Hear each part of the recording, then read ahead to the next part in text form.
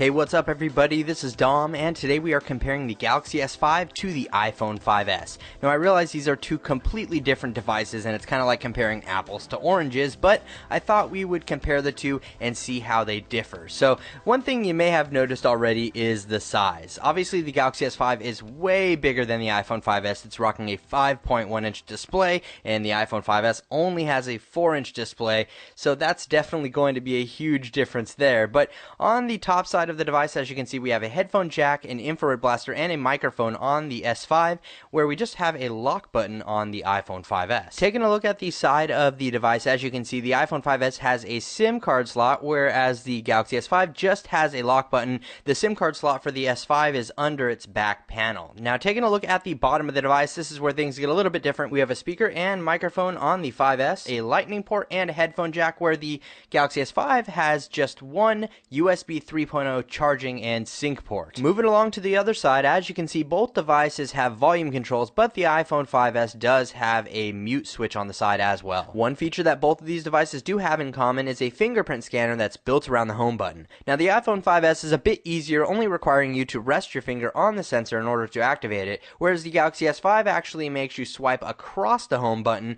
to use it, but it does allow you to make mobile payments using PayPal. Now like I said, you do have to swipe your finger across this in order to set it up and whenever you would like to use it, and you got to be pretty precise with your swipes. If you don't do it exactly the same, it's going to give you a little error and tell you to do it again. But it was fairly accurate in my testing, though I think it's a lot easier and smoother on the iPhone 5S with Touch ID. Taking a look at the backside of these devices, the S5 overrules the 8 megapixel camera found on the iPhone 5S with a 16 megapixel camera that's capable of shooting 4K video at 30 frames per second. And oh yeah, there's also a heart rate sensor in case you cared about that for some reason. I don't know. I don't find it to be that big of a deal, but it could be helpful for people that are into that kind of lifestyle that really need to check their heart rate every once in a while and want that feature on the back of their phone. So props to Samsung for adding that into the Galaxy S5. On the front side, both devices do have front-facing cameras and the appropriate sensors, but that's just about all you'll find here. One last thing I wanted to take a look at is this accessory. It's actually a backplate for the Galaxy S5 that will enable wireless charging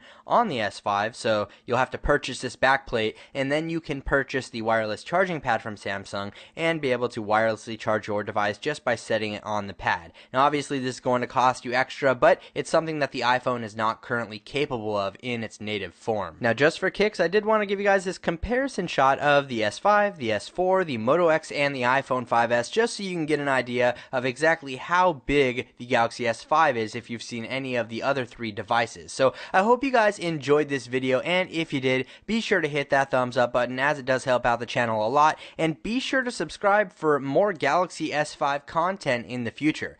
Thanks again for watching everybody, I really appreciate it. This is Dom, and have a great day.